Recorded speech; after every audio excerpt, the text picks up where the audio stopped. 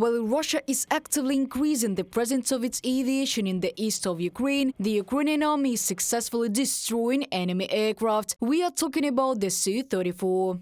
The enemy has increased its air presence in the eastern direction. The top military leadership reacted accordingly, and the Air Force does what you can see. It shoots them down far enough. We won't say their exact distance. Russian pilots are no longer so impudent. They don't fly too close. In order for the bomb to fly further, they need to fly closer, because the bomb glides. It doesn't have its own engine. It glides and flies, descending and losing speed. Therefore, in order to shoot further, pilots need to take risks. Taking risks, they end up in stories like today's downing of the Su-34. Yuri Ignat, spokesperson for the Air Force of the Armed Forces of Ukraine, on the air of the Ukrainian National Teleson.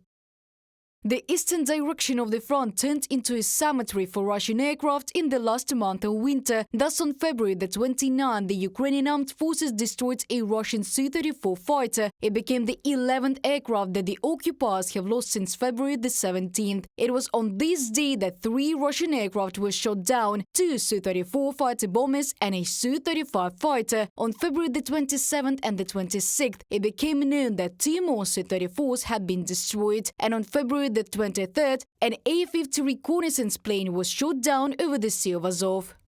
February 29th is a date that falls once every 4 years, but it is already a familiar day for Russians. Of the loss of another aircraft, 1 more Su-34 down in the eastern direction. Thanks for the work. Mykola Oleshchuk, commander of the Ukrainian Air Force, on Telegram. Professional training of the Ukrainian military from air defense units, additional technical means from the West made it possible to effectively destroy enemy aircraft, emphasized the President of Ukraine, Volodymyr Zelensky.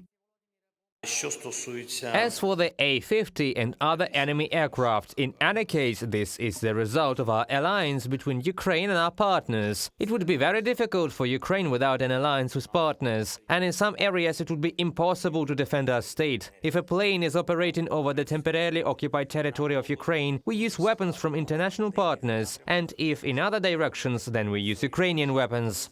To destroy Russian aviation, Ukrainian military personnel also use modernized S-200 missile systems, as supposed by many. Military experts believe that the number of attacks on Russian aircraft will continue to grow into the quality of them. After all, in addition to Soviet systems, the armed forces of Ukraine are armed with the Western long-range missile systems, Patriot, SAM-T and the Franken-SAM hybrid system.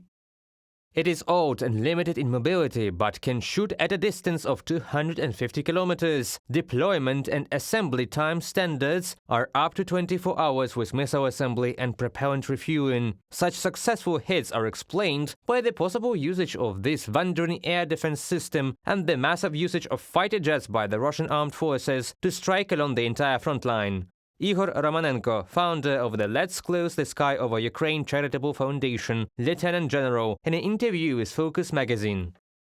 It is worth noting that the cost of the Su-34 bomber reaches $50 million, whereas the price of the A-50 reconnaissance plane is $330 million, and the modernized versions are much more expensive. Based on information in open sources, Russia has produced more than 140 Su-34 aircraft. The first 100 were produced by 2016. Since the outbreak of the full-scale war against Ukraine, at least 38 bombers have been shot down by Ukrainian air defenses. Reported by Diana Kolesnik, Yulia Granovska, UATV News.